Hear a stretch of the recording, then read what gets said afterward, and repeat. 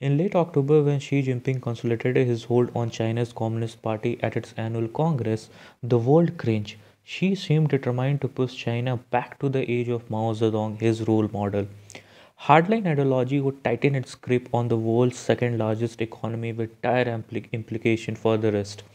Now, the last thing anyone expected from an absolute dictator entering his 11th year in power was a sudden about face.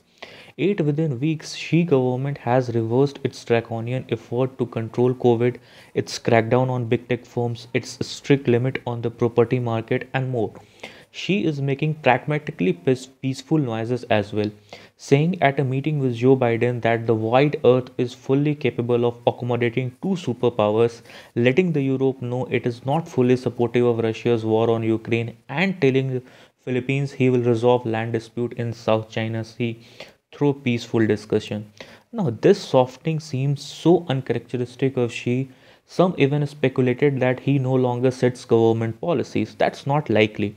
At the Congress, Xi had purged resistance and installed allies throughout the top rank of the party.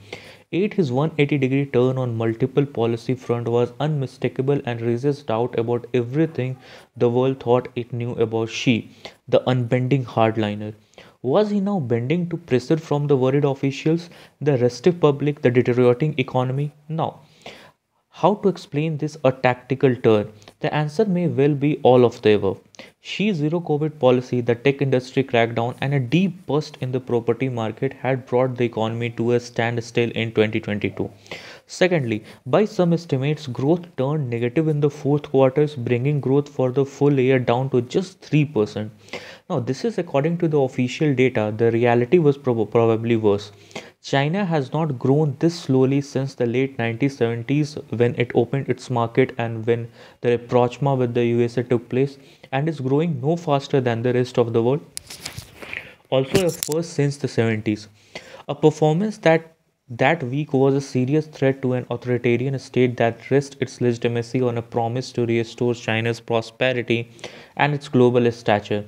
As the slowdown fueled street rallies against zero COVID policy, some protesters dared call for Xi to step down and sang strangers from the national anthem, calling on the people to rise up and rise up.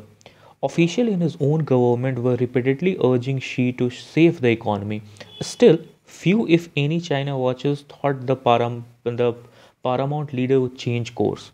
Leaders who last more than 10 years in power often grow less flexible, worse for the economy over time, even in democracy. Many dictators from Fidel Castro of Cuba to Mao has been a snowballing disaster. The rare steady reformers include the likes of Lee Kuan Yew of Singapore and Deng Xiaoping, who dumped Maoism for pragmatic reform and set China on the road to prosperity after 1980.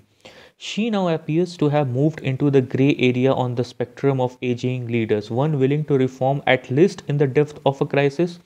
Aiming to revive the economy after Congress, Xi's government started sounding notably less Maoist. It dropped the three red lines on borrowing by developers and announced that the rectification campaign against fintech firms is nearly complete. She has been extending state control over the economy since it took power in 2012. But by November, his government was sending out messages of support to the private sector, winding down its high profile battle with internet giants Alibaba. It even offered details of its plan for a global data market that appears to give individuals more ownership control over their data. The irony, she may be trying impractically hard to revive growth. His plans to build a modern socialist economy imply an annual target of 5%, which is no longer possible. China's population growth has slowed sharply, as has productivity growth. Thirdly, with fewer workers and slumping output per worker, China's potential growth rate is 2.5%.